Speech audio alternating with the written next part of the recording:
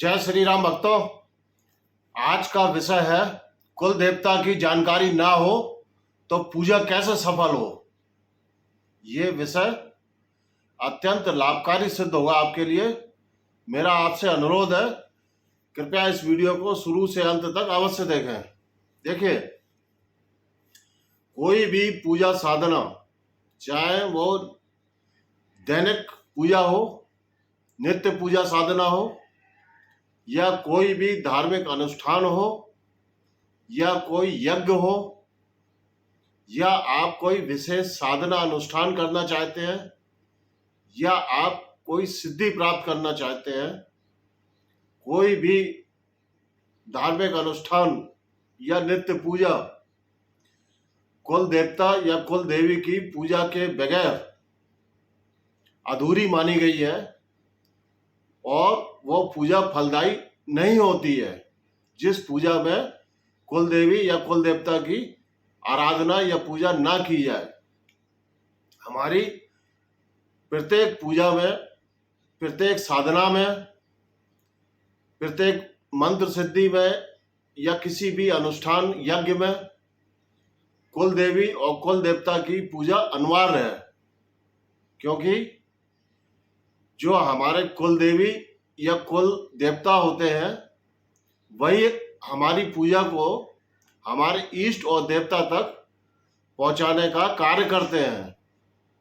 अगर आप अपने कुल देवी या कुल देवता की आराधना नहीं करते हैं, पूजा नहीं करते हैं, तो आपकी पूजा निष्फल जाएगी और उस पूजा का कोई भी फल आपको प्राप्त नहीं होगा। नंबर 1। नंबर 2, कुल देवी या कुल देवता की आराधना ना करने से, पूजा ना करने से हमारे पितृ देवता भी नाराज होते हैं। क्योंकि जो हमारे पितृ होते हैं उनके भी आराध्य कुल देवी और कुल देवता होते हैं। और धीरे धीरे होता क्या है, जब हम अपने कुल देवी या कुल देवता को भूल जाते हैं या हमें किसी कारणवश जानकारी नहीं होती है और हम उनकी पूजा नहीं करते हैं, तो कुल देवी और कुल देवता तो नाराज होते ही हैं, उसके साथ साथ हमारे पितृ देवता भी हमसे कुपित और नाराज हो जाते हैं और हमारी पूजा हमारे इष्ट और देवता तक नहीं पहुंचती है और उस पूजा का कोई फल हमको प्राप्त नहीं होता है। और धीरे धीरे एक पीढ़ी के बाद ये पितृदोष में बदल जाता है, जिसकी वजह से वंश वृद्धि नहीं होती है और कुल का नाश होने लगता है, अत्यंत विपत्तियां आने लगती हैं और सभी कार्यों में अवरोध आने शुरू हो जाते हैं। घर में नकारात्मक शक्तियां भी प्रवेश करना आरंभ कर देती हैं। इसलिए हमें अपनी कुल देवी और कुल देवता का ज्ञान होना और उनकी विधिवत पूजा करना अत्यंत अनिवार्य माना गया है। अब देखा यह जा रहा है कि इस आधुनिक युग में आजकल लोग बाग इस भौतिक युग में आ गए हैं, पढ़ाई लिखाई में आगे चले गए हैं और पूजा पाठ से दूर होते चले जा रहे हैं। और हमारे बहुत से भक्त या उनकी संतानें विदेशों में जाके रहना शुरू कर दिया है और कुछ लोगों ने अपने गांव या अपने जो मूल निवास था उससे कहीं दूर जाके दूसरे राज्यों में, दूसरे शहरों में या दूसरे देशों में जाके रहना शुरू कर दिया है और वहां पर वो उन कुल देवी और कुल देवता को भूल गए हैं। और बहुत से भक्त तो ऐसे हैं कि उनको अपने कुल देवी और कुल देवता का ज्ञान ही नहीं है कि हमारी कुल देवी कौन है या कुल देवता कौन है, और वो उनकी पूजा नहीं कर रहे हैं। बहुत से भक्तों के यहाँ कुल देवी की पूजा होती है, बहुत से भक्तों के यहाँ कुल देवता की पूजा होती है और बहुत से लोगों के यहाँ कुल देवी और कुल देवता दोनों की पूजा होती है। लेकिन उनका ज्ञान होना अत्यंत आवश्यक है और उनकी पूजा अत्यंत आवश्यक है।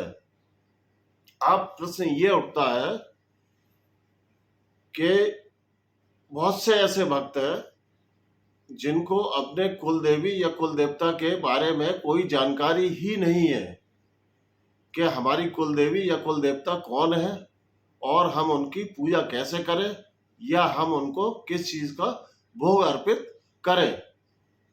और इस चीज का अगर वो किसी आचार्य से, महाराज से या किसी ज्योतिष से पता करना चाहे तो ये एक बहुत ही कठिन कार्य है, क्योंकि कुल देवी और कुल देवता स्थानीय शक्तियां होती हैं और ये स्थान स्थान के साथ बदलती रहती हैं और बहुत सारे कुल देवी और बहुत सारे कुल देवता होते हैं। तो इन सभी कुल देवी या कुल देवताओं का ज्ञान किसी एक महाराज या आचार्य या ज्योतिष को होना संभव नहीं है, इसलिए इनका इनके द्वारा पता करना बहुत ही कठिन कार्य है। इसको कोई बहुत ही पहुंचा हुआ ऊंचा महाराज ही बता सकता है अपनी शक्तियों के माध्यम से। वो अपनी शक्ति भेज के उसकी कुल देवी और कुल देवता का पता लगा सकता है, लेकिन ऐसे महाराज बहुत ही कम हैं। पूरे इंडिया में मात्र 2 या 3 ही मिलेंगे। इसलिए अब प्रश्न ये उठता है कि जब आपको अपने कुल देवी या कुल देवता का ज्ञान ही नहीं है, मालूम ही नहीं है कि वो कौन है और उनका भोग क्या है, तो आप उनकी पूजा कैसे करें। इसके लिए हम आपको एक सरल विधि बताने जा रहे हैं, कृपया इसको ध्यानपूर्वक सुने। आपको करना क्या है कि 2 साबुत सुपारी लें और उन साबुत सुपारी को किसी सुनार को देके उन पर चांदी का कवर चढ़वा लें, जिसके अंदर उनको वो सुपारियों को रख पाए आप। उसके उपरांत जब चांदी का कवर बन के घर आ जाए तो उसको दूध गंगा जल से धोकर उसमें एक एक साबुत सुपारी को रखकर और उनका विधिवत दीपक जलाएं, शुद्ध देसी घी का धूप दान करें और कुमकुम या सिंदूर से उन दोनों सुपारियों का जो चांदी से चढ़ी हुई हैं उनका तिलक करें और किसी एक सुपारी पर कलावा लपेट दें और एक सुपारी को आप अपनी कुल देवी माने और एक सुपारी जिस पर कलावा बांधा गया है उसको आप अपना कुल देवता मानकर उनको पूजन करें और उनका भोग भी कम से कम 5 मिठाइयों का प्रदान करें। 5 अलग अलग मिठाइयों का भोग उनको प्रदान करें और एक पात्र में जल भी अर्पित करें और कुछ दक्षिणा चढ़ावें और विनती करें कि मेरे कुल देवी या कुल देवता या दोनों जहां कहीं भी हो, इन सुपारी में अपनी शक्ति प्रवेश कराएं और मैं आपको आज से पूजना शुरू कर रहा हूं और आपका भोग भी आपको अर्पित कर रहा हूं। ऐसा करके वो अपनी नित्य पूजा में कुल देवी और कुल देवता की पूजा कर सकते हैं। अब इसमें थोड़ा सा एक संशय रहता है कि क्योंकि कुल देवी और कुल देवता को जिनको आपने वर्षों से नहीं पूजा है, अब आप उनकी स्थापना इस सुपारी में जो चांदी के कवर में है इसमें उनको समाहित करते हैं, प्रविष्ट कराते हैं। तो अब वो प्रविष्ट तो हो जाएंगे लेकिन उनकी शक्ति अत्यंत कम मात्रा में होगी, क्योंकि कई वर्षों बाद आपने उनको याद किया है और उनका पूजन शुरू किया है।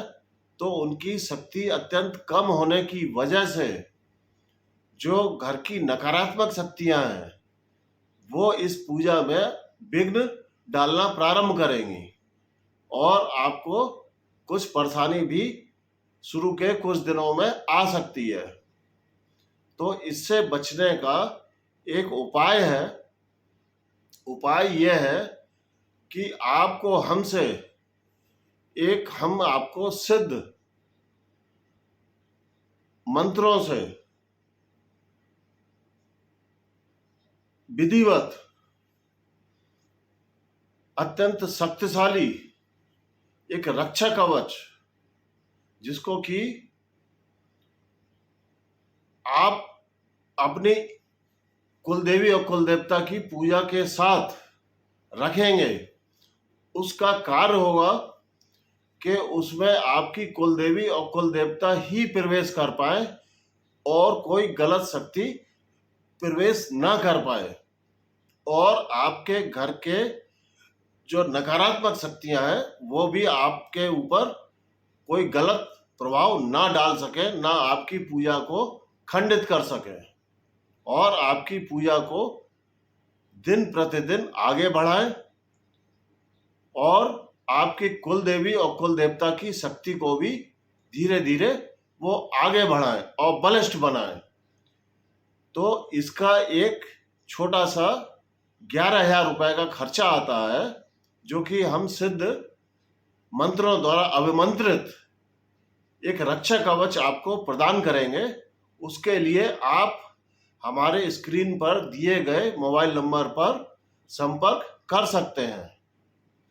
मेरा आपसे अनुरोध है, कृपया आप अपने कुल देवी और कुल देवता की पूजा अवश्य करें, और इसको करना अत्यंत आवश्यक इसलिए है क्योंकि कुल देवी और कुल देवता की अगर आप पूजा नहीं करेंगे, इनका भोग अर्पित नहीं करेंगे, तो कोई भी पूजा, कोई भी साधना या किसी प्रकार का भोग इत्यादि आपके इष्ट और देवता तक नहीं पहुंचेगा और आपकी पूजा निष्फल होगी।